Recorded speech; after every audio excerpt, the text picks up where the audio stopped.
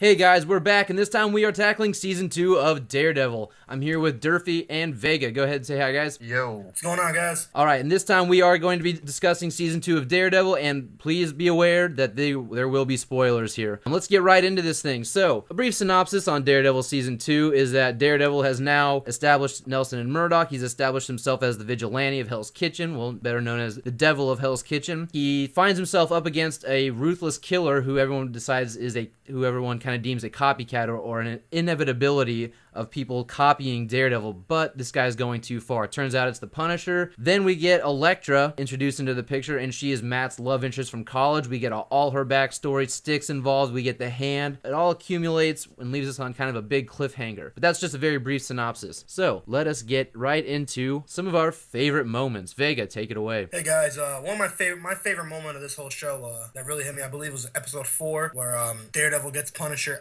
from being captured by the Irish, and they go to the cemetery and they're just sitting there, and Punisher just gives him whole background of like what happened to his family, what happened with them, and like how they were murdered and stuff, and like everything about his daughter, how much love he had for her and how much he misses her. That just sat there with me and kind of like, I almost teared up a little bit, because just the way Bernthal sold it to Daredevil, you see Daredevil crying and stuff, which you never see, it made me feel like sorry for this guy who's ruthlessly just killing everyone out there, and he had one of those heart-to-heart moments with the guy he's been fighting for the past few episodes. So that scene right there really hit me, and that whole one batch, two batch, penny and a dime thing that he took from his daughter's book that he used to always read to her sat with me, man, and it hurt. I felt for the Punisher, which you're not really supposed to do. That scene was probably the most heartfelt scene of the entire series, and that scene made grown men weep. When he says when his daughter used to always ask him to read it, and like the one night he didn't get to read it to her, in his head he's like, damn, I messed up. I should read to her every single day. You know, you never want to have those regrets in your life. Exactly. So that's something I took from it. You know, that scene also kind of sets the tone for,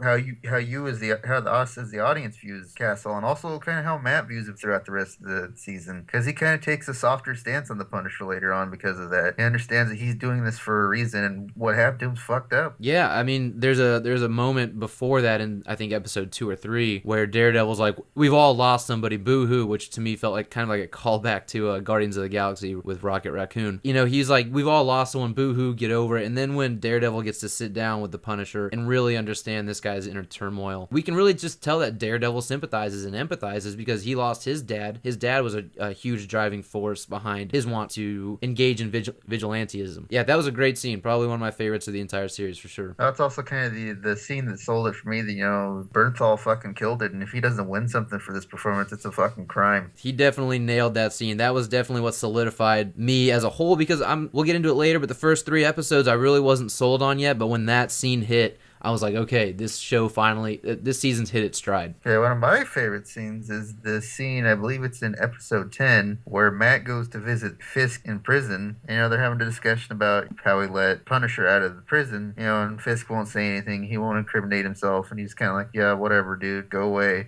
And then Matt mentions Vanessa, and shit goes south in a hurry. Kingpin beats the fuck out of Matt, got him by the collar, and just completely threatened him, tells him he's going to ruin his life and shit when he gets out. It's a fucking intense scene. Dude, that scene was awesome. Just because I really enjoy those scenes in both season 1 and season 2, just like Matt Murdock and Kingpin kind of going at it. And then you kind of saw like Matt Murdock kind of like block one of Kingpin's punches, but then he kind of realized that, I can't give it away. You know what I mean? I want to show that I'm Daredevil. He kind of took the ass beating, and it just shows that D'Onofrio as Kingpin is awesome. And I'm glad they finally gave like a little hint at the name when he was in jail. So I kind of know something too. You see Kingpin in his cell, and he kind of has this realization where he's like, damn, this fucking cut on my mouth really hurts. What the fuck? And I think he kind of realizes right there that Matt's not who he seems. Says he is. And I think he says something like, give me the file on Matt Murdock or something like that. For some reason, I guess I either missed that or it didn't register with me. Good call. I'm just going to throw this out there real quick, is I like when Dutton tells him, you ain't never seen a throne you didn't want to sit on. I was like, fuck, that's right on the money. One of my favorite scenes, because we've already hit on a couple of good ones, is the Punisher prison fight scene. Now, when Kingpin locks Punisher in with all the inmates after he kills Dutton, who Kingpin implicated in being responsible for the Punisher's family's murder. After that, Kingpin locks him in with all the cellmates in that prison block, and they all come out after they see that the Punisher's killed Dutton. Punisher just plows through these guys. I loved this scene because it actually feels like it kind of topped the hallway scene in the first Daredevil series in, I think, episode 2. I love that scene in episode 2, but this one felt like it topped it because this was the first time I felt like I'm seeing the Punisher in action for real. Like, we've seen action scenes with the Punisher before, but this scene is like, okay, they've been building up for episodes at how precise he is in military precision and how qualified he is in combat, that we finally get to see this guy just take on a bunch of motherfuckers with no weapons. He's just going with his fists. He's taking whatever weapons these guys have and using it against him, and it is brutal. It is true Punisher brutal fashion. To me, it was probably better than the whole the stairway scene, honestly. Just because the simple fact is, like, we kind of got that scene in season 1, obviously, with Daredevil. Oh, and stairway, kind of the same thing. So seeing Frank Castle in jail just by himself with like a little shank, just take down about 8 to 10 men. Well, he didn't even actually have the shank when he took those guys out, because I'm pretty sure he left it in Dutton's cell. Oh, that's right. Yeah, he went first. Yeah, he was running at them with hands, fists, and started punching them and stuff. Yeah. He ended up with the shank because someone else had it. And right. Stole it back from him, but. And then even that one guy came out like a baby tomahawk kind of, and he just took it, and cracked him over the head with it. I was like, dude, Frank Castle is not playing right now. He's ready to fuck shit up. Yeah, I'll tell you what, man. These filmmakers really like to film fight scenes in close, confined spaces, but it does make for a very interesting watch. Also, kind of ramps up the suspense and the intensity of it too, because you're kind of in a close quarters. There's nowhere you can fucking go. You got to fight your way out. Yeah, there's that sense of claustrophobia. I like it. So let's get into the pros, like a general discussion about what the pros are of this season. Oh, obviously we already talked a little bit about it with the last point we talked about, but obviously the action is fucking good. Maybe not better, if not better than the first season. They ramped it up a little bit with throwing some ninjas in the mix. Yeah. They get some team fighting with Elektra and Daredevil in there, and even Stick to a certain degree. They let Punisher team up with Daredevil a little bit towards the end of the season too. Oh, dude, the action's just right on point. I think this season too, because obviously the Punisher was here and Elektra came. The goriness of the show was just awesome, man. When Punisher in that one episode shot that guy's face off, and they actually showed it, and I was like, oh man, whoa, never really seen that from Marvel. Obviously, the first season of Daredevil showed us that, but this one vamped it up even more. Even as violent as season 1 was, fucking season 2 stepped that shit up. You have fucking Stick decapitating a dude in the last episode, and they show it. I mean, they even showed a part of some dude's gums and teeth sticking into the side of a bar from the first episode of Daredevil. They did, yeah, around the table. And also when Punisher was hanging people on the meat cleaver or whatever, he was hanging them on that the meat hook. I mean, and they were all ripped open the middle of their bodies and stuff. Yeah, dude. Daredevil was even mortified when he started talking about that. He's pretty rough. If someone's doing that, they're not playing around. Some of my pros for this series were all of the comic book accurate moments that we got. One of the first ones that sticks out to me is Melvin Potter's Gladiator.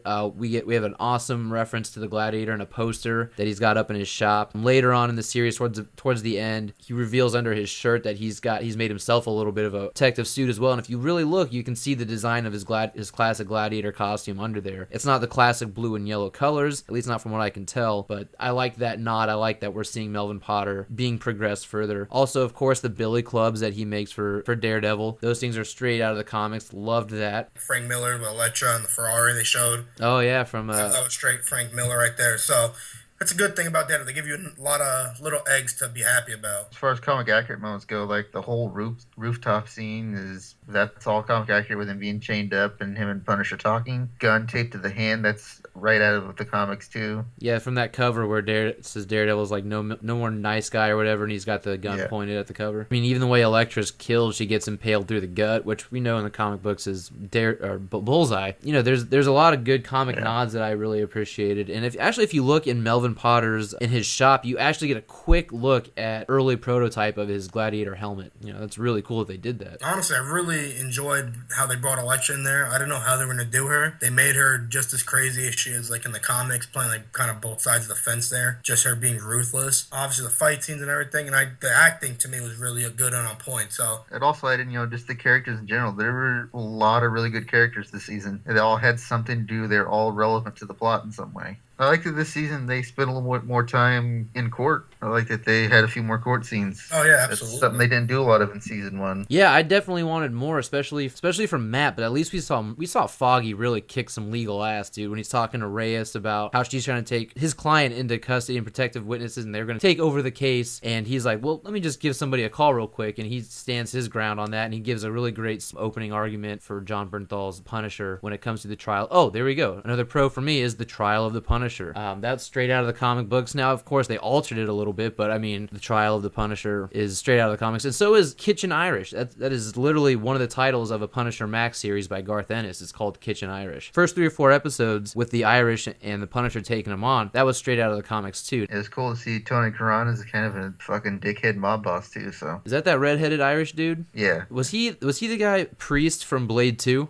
yeah, he was in Blade 2. Yeah, Okay, he's one of the first guys that gets killed on that like Blade anti-task force. yeah. All right, so let's get into the cons. Now, I want to say to the people out there listening right now, I'm definitely going to have some unpopular opinions. You know, there were some things that did not sit well with me. I know some people they're going to disagree with me for sure, but you know, it's just my opinion and take it as such. All right, so the very first thing that comes to mind is that the first 3 episodes really felt like a departure from season 1. Now, I did like that the very opening of season 1 felt like it was complete. It just straight dropped off from the end of season 1, where we see Matt in his Daredevil suit on the rooftop, then he jumps down from the rooftop. You could almost argue that the very opening of season 2 is a continuation of that sequence. But the cinematography, the writing, the acting, for me, they were not on par with season 1, and I instantly got worried that the departure of Steven DeKnight as the showrunner, it was showing its impact. The cinematography on the fight scenes, now this is where a lot of people like to disagree with me, but that stairway scene, I did not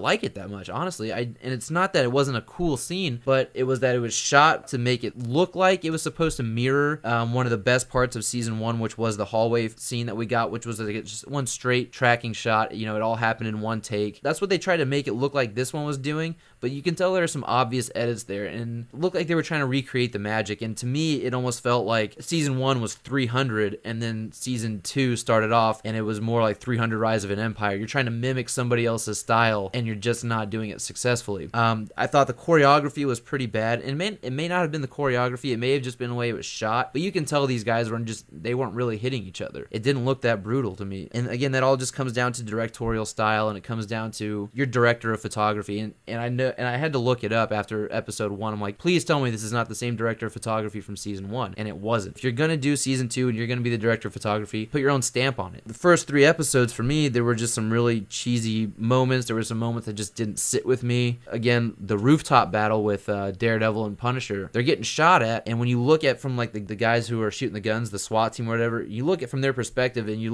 looking at Daredevil and Punisher fight. It looks really bad. It looks slow. It just, I don't know, it didn't look good to me. Yeah, well, that's definitely an unpopular opinion. I mean, I completely disagree, but you know, I won't go too much into it because we could be here for an hour talking about that. But yeah, I disagree. I'll put it that way. That's fine. And I know it's going to be unpopular. I know people are not going to agree, but I think I would encourage people, if you're listening to this now, just go ahead and give those scenes another watch through and see if you see what I'm talking about. If not, maybe I'm crazy, but another con that I have is that, again, this could be chalked up to directorial style, but there were a few moments later in the season where Matt is talking to people, and for some reason they took his glasses off a lot more in this season, and it could be the way that they blocked the scene, it could be the way that they shot it, but it looked like Charlie Cox almost forgot that he was supposed to be portraying a blind guy, because it looked like a lot of times he was looking these characters straight in the eye, and it took me out of it a little bit, and there were moments where I didn't buy him as Matt Murdock. Now, it could be that he wasn't looking them in the eye at all. It could just be the way that the camera was set up and the actors were blocked. And then another con that I have, and it's not really a con, it's just, I don't think that we should have gotten Punisher's origin in this series, because I think with everything they've done, they've set up a Punisher series to follow this, to come afterwards. He's going to get his own solo spinoff. I believe that he will. But the thing is that his origin being intertwined with Daredevil, it just kind of made things started to be a little convoluted, because you brought in the Hand, you've got Elektra, you've got Karen Page's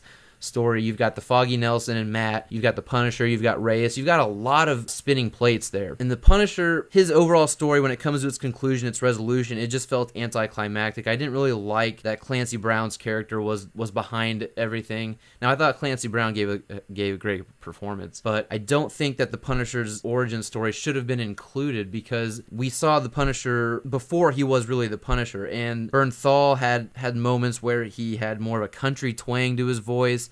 Then he kind of had the Baleman thing going on when he talked. And again, chalk that up to probably the director's fault for not coaching him better. But there were moments where I didn't really see the Punisher. I saw more Shane from The Walking Dead. And the Punisher did a lot more talking than I'm used to the Punisher doing. The Punisher is usually a man of very few words. He says a lot more with a look. So again, but the way I'm trying to justify that in my mind is that he's not really turned into the Punisher yet. He's on his way.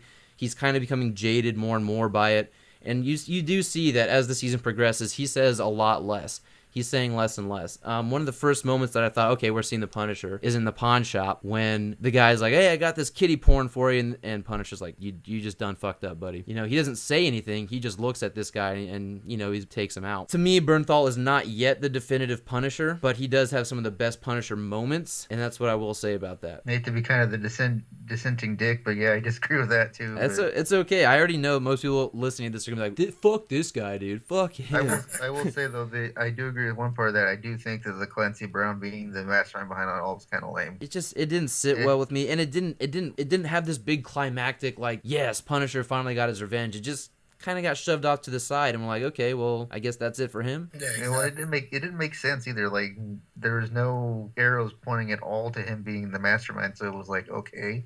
Yeah, it was straight out of left field. Another little con. It's very little, but they spent a lot of episodes 1 and 2 building up the precision of the Punisher and how tactically adept he is and things like that. And then when we finally see the Punisher, I didn't really get that feeling from him, especially when Clancy Brown's like, yeah, back in the day, Frank could do all those impressions and he had a knack for the ticks and he had a knack for blah, blah, blah. I'm like, you know, if he was really that perceptive, how would he not see that Matt Murdock was Daredevil? I feel like, you know, if he's really that perceptive and he can really nail down those idiosyncrasies of people that they have, he might have been able to see from speech patterns or whatever that Matt Murdock was Daredevil. But again, you can justify that one. You can explain it away by him saying that I don't give a shit who you are under the mask. Right. You can also justify it too. He didn't spend that much time with just Matt Murdock. True. Either. Very true, because Matt Murdock was missing a lot in the courtroom scenes, which I liked and I didn't like. You know, I wanted to see Matt Murdock. I wanted to see him more in the lawyer setting, in the courtroom setting, but at the same time, I appreciated it that in the comic books, early on in the comic books, Daredevil has a real hard time grappling between his life as Daredevil and as Matt Murdock. Now, he knows underneath it all, Daredevil is who he is, and the Matt Murdock life is the one that he wants, and it's always been a struggle for him to balance the two. Like, he wants that normality in his life, but he can't help but be pulled towards the Daredevil persona more, and that's where kind of Elektra comes in as well. I wish I would have seen more of a progression as well on Daredevil's powers, you know, his abilities. I wanted to see them kind of amp them up a little bit. Let's see some new tricks that he's learned, because in the first season, it's him becoming Daredevil. It's him taking ass beating after ass beating, learning from his mistakes. Let's kind of see what he's learned since then. How can he apply his powers in new ways, his radar, his sonar. We saw that a little bit with Stick kind of coaching him, which, you know, tells me that Daredevil isn't at his peak yet. But when Stick is saying, listen to their breathing, you don't hear their heartbeats, but listen to them exhale. And that's what he keys in on. Then he starts whooping ass. That was cool. I like that. I wanted to see more of that. Mark Waid in the comic books did a really great job of applying his powers in new ways we haven't seen. Maybe we've seen them, but not explained the way that Mark Waid explained them. And I was kind of hoping to see a little bit more explanation to his powers, and maybe even get a different view of his powers instead of just kind of blurring the edges of the screen to see, you know, and leaving parts of it in focus. I hate to say it, but because, you know, the second half of the season was really good, but most of mine is in the second half of the season. That's interesting. Most of mine are probably in the first half of the season. As much as I love them as a group of villains, you know, usually as good as they are, the Hand was kind of a problem in this. Their motivations are so fucking vague. Okay, we're doing this rising thing and we want Black Sky. Okay, what's Black Sky? Well, this thing. It's something that we got name dropped in season 1 from that little kid, and then we never heard about it. Now it's again, and it's still not clear. Yeah, we know it's a person, but what's it do? What makes them think they can do all this shit because they have Black Sky? What are your plans once you get Black Sky? I don't know, stuff. Yeah, I mean, Elektra even's like, it's been in me this whole time. I've been fighting it, but we're never told what it is. Right. So I mean, like that was a big problem, and like so it kind of makes the Hand seem like they really don't know what they're doing. So I kind of thought that was a bad choice. And also, having Elektra being Black Sky, I mean, I could kind of see it coming from a mile away, but I still think it was a pretty bad choice. Yeah, I think the Hand was honestly inserted as fan service, but I really think they were an unnecessary addition to this season. I kind of get the feeling the Hand's going to be the villains for the Defender series, and maybe that's where they'll shine, but... I'm thinking Iron Fist. Fist. I'm thinking that the Hand is going to have a heavy Iron Fist influence, because at the end of season 1, we saw Stone in that very comic-accurate tableau of Stick and Stone talking. I think it's going to have ties to Iron Fist, especially that hole that was never addressed, that giant hole that the Daredevil and Stick all found. It was never ever explained what the hell it was. I think it's going to have something to do with Iron Fist. Yeah, I think too is like Elektra in one episode goes from being good guy to bad guy back to good guy again in the span of like 5 minutes. Yeah. That's a fucking Big Show heel turn right there. It makes no sense. It's like, okay, so why is it there? There's no reason for that to be there. No, I agree. And I also think that the Matt and Karen relationship fizzled out way too early. I think it was done by like episode 5. Yeah, they killed that way too early too, yeah. What would have made it a lot more interesting to me was seeing a love triangle between Elektra, Karen, and Matt. That would have made things a lot more interesting and a lot more perilous for Matt's journey throughout the season. Yeah, so when Elektra showed up, I thought that's the direction they're going. I was like, okay, this could be really compelling and really good, and then they just dropped it. Yeah, I mean, you had the chance to have like a Mary Jane, Gwen Stacy kind of love triangle there, and it really got dropped. Like Karen just kind of gave up, and depending on who you read in terms of comic writers, either Karen Page or Elektra is Matt's one true love. I mean, it depends on who you like. Frank Miller will always say that Elektra is his one true love, and I think guys like Kevin Smith, Brew Baker, they'll always say that, and Bendis will always say that Karen Page is his one true love. Right. But we don't really get to see that because Karen just kind of is like, oh, she just throws her in the white towel, and I give up. I found a woman in your apartment, so whatever. Yeah, I'm not gonna let you try to explain it, but just whatever. Exactly. So, but I will say that Karen Page to me was a lot stronger this season than she was last season. Oh yeah, she was a much better character. She was much more fleshed out. Another con I would have is like they did it in season 1, which was fine, it made sense, but they did it again. They broke up Nelson and Murdoch and everything in, and it's like, okay, you can't do this every season, guys. It's like, okay, you have to let them be friends for a little bit before you can do this whole we're breaking you up thing. Yeah, otherwise it's not as impactful, especially if you do it twice in 2 seasons. Right, but I will say that this one is more impactful because by the end of the season, Nelson and Murdoch are still broken up. They didn't get back together as a law firm, and we actually see a very cool cameo from Hogarth, and she's interviewing Foggy. So again, I think she should honestly be the tie between the Defenders because she's better placed to have the ins and outs of these characters like Jessica Jones and Cage, and especially Iron Fist, where the character originated from. But I think that means we're going to see a stronger tie because Night Nurse in this was kind of ineffectual and just there for continuity's sake, I think. Yeah, from a relationship standpoint, where she kind of has relationships with all the heroes, I think she works. But as a tie between all the different shows, I think you're right. Hogarth probably works better. Yeah, Hogarth is probably a better substitute for someone like Coulson. And honestly, you could do both. You could have Claire as the through line with the relationships, and Hogarth is the connective tissue. And the last thing is like, okay, let's talk about Elektra's end of the story arc here. I'm fine with the whole, they're patching things up, they're working together as a team. I'm good with that. But killing her off this early, I felt, and that's not even killing her off early. I don't know. Something about her death I just didn't like. It wrapped up pretty quickly. I think maybe that's what it was. It happened all too fast. Yeah, and it wasn't like this breathtaking moment like, oh my god, they killed Elektra. It wasn't that. It was like, yeah, I kind of saw that coming. Yeah, they kind of telegraphed it, and they really telegraphed it with their, let's run away together. It's like, yep, she's fucking dead. Yeah, and that was the only thing that I think that scene did to benefit the series was showing that Matt really is Daredevil, and that's what he wants to do. He wants to just indulge in it, give into it. He wants to stop fighting the duality. He even says, Elektra, you get me, you get it, you understand this. Let's just go off. And a death sentence for Elektra. It's like a Bonnie and Clyde thing. One thing that I wanted to address that I think is maybe one of the reasons season 2 to me did not live up to season 1. This is suffering from a little bit of what Iron Man 2 suffered from. I don't think a season 2 of Daredevil was ever planned before the Defenders. Like, from what I know and understand, we were supposed to get those 4 series that lead to the Defenders. Yeah, I think that was the original plan, yeah. Yeah, so Daredevil season 1 was just such a hit critically and such a hit with fans. Like, well, let's strike while the iron's hot. Let's pump out a season 2.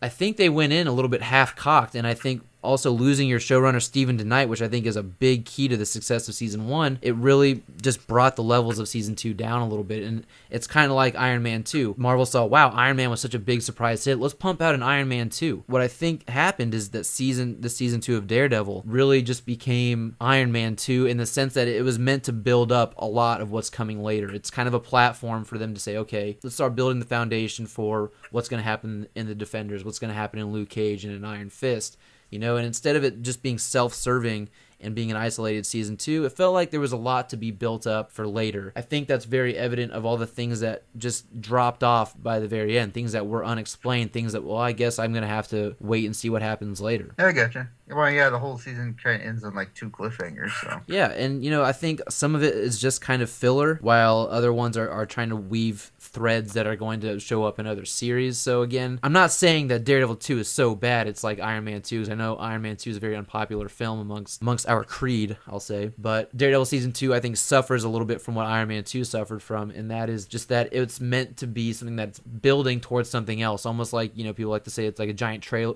Iron Man 2 is a giant trailer for the Avengers. I think season 2 of Daredevil ends up kind of being a big trailer for the Defenders later. We'll see if that's true or not, in the coming series, but that's just kind of the vibe I'm getting from it. Kind of agree with that. Also, what I'm looking forward to seeing in future things in season 3, I don't know if I doubt they'll bring back the Punisher because I believe he's gonna get his own show. I want to see what's gonna happen with Elektra, especially since she's the Black Sky or whatever, and they dug her out of the grave, and the Hand has her now. So I'm excited to see what's gonna happen there. Also to see what's the development with Foggy and Matt himself, especially that now they're on pretty much bad terms. Also, obviously, I want to see more villains. We all know who we want as the new villain. But that's pretty much what I'm looking forward to season 3. I want to see how Defenders ties in. Does Daredevil get into one of the movies? Is he in Infinity War? I don't know. We shall see. You bastard. I think you pretty much took all mine, but I'll go ahead and say the name of the villain that we want. It's Bullseye. There you go. I should have said Stiltman. That would have been funny. But Leapfrog. Leapfrog is the villain we all want to see, guys. Yeah. Come on, seriously. I want to see more Kingpin. Like, I fucking love D'Onofrio as Kingpin. Oh, I yeah, want to dude. see more. Oh, yeah.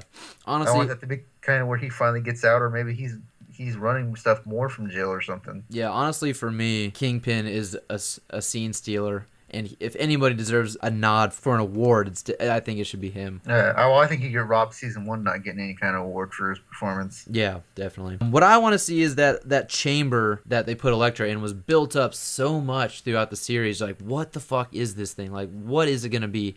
And, we all kind of knew it would be some rebirthing chamber, but I thought we would see it play out a little bit more. Nobu, I think, was a substitute for in the comic books for Kirigi, who was like one of the Hand's greatest ninjas, soldiers throughout time. And I thought that's what we were going to see, is that he was rebirthed from that chamber. But the only thing I can really say is I want to see Kingpin's empire expand. I like the Back in Black nods that we got from the prison stuff. And, of course, what I was really hoping to see that they would have kept under wraps by the last episode was a Bullseye teaser, and I was really bummed we didn't get that. I mean, we got a small Bullseye teaser in season 1 with the Ace of Spades card, but I was really hoping we would get something to be like, oh shit, Bullseye's coming. But I'm with you guys. That's about all I want to see. Oh, and also, I kind of didn't think about this. It's kind of a small one, and they probably won't do it because it's inconsequential. But I'd like to see the Daily Bugle. Yes, the New York Bulletin needs to go. Daily Bugle, yes. I mean, the Bulletin's fine. Like, I like Ellison as a character, but come on, we need the Daily Bugle.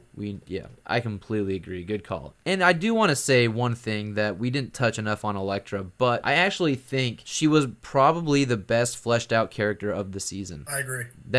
Yeah, I probably agree with that. That's my opinion. I mean, I think we got a real sense of who she is, and it felt very comic accurate. Now, I never pictured her with what sounds like a British accent at times. I'm not really too sure what her. I think it's like kind of British French-ish. Yeah, it's an interesting sounding one. I mean, it has British tones to it, but it doesn't sound full blown like Redcoat. But no, I mean, I really dug it. I actually thought the voice itself was kind of sexy. Hello, Matthew.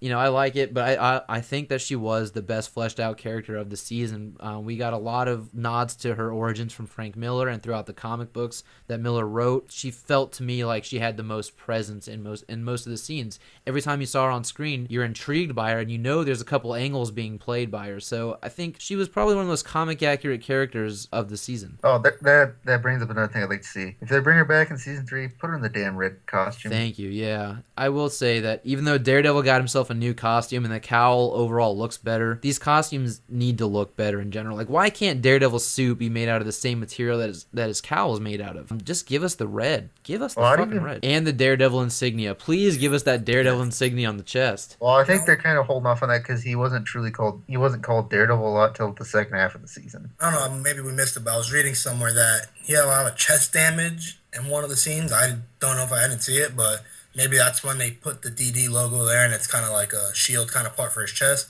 I don't know. Hopefully we just get it because I want it badly. The one amazing costume was the Punisher at the end. Like, that's fucking spot on. Yes. And, okay, another quick con was I wanted a glorious reveal of that Punisher skull on his chest. We never really got it. We see him from a distance. Again, very comic accurate looking shot for the Punisher, holding up the rifle. But I wanted, like, this glorious reveal of the new Punisher skull on his chest. And you only get to see it from a distance a bit. Oh, you kind of see it up close, like, at the end when he's blowing up his house, but... Oh, that's true, yeah. But yeah, that costume was definitely on point, but you kind of have to try to fuck that one up. Yeah. Oh, the other thing I like to see, too, is, like, when the hand comes back, put him in the red outfits, please. Yep. The fucking Nobu in Season 1 had a red outfit. Just give it to us, damn it. I honestly just want his costume to have the same look as his cowl. I think that would make it look 100 times better. That was a big improvement. His cowl is much better in Season 2. Yeah, and those lenses and the eye, everything's been improved in it for sure. So my closing statement on this, guys, is just I have to rewatch honestly both seasons to really pick which one I liked better, because there's some things in Season 2 I liked a lot more, some things in Season 1 that I liked more, but overall I think Daredevil is just a great show. It's awesome. I can't wait for Season 3 if they do announce Season 3, which I'm sure they will. Just bring it on, and I hope everyone enjoys it if you haven't watched it yet. Yeah, it's hard to compare Season 1 to Season 2. They both do things really well.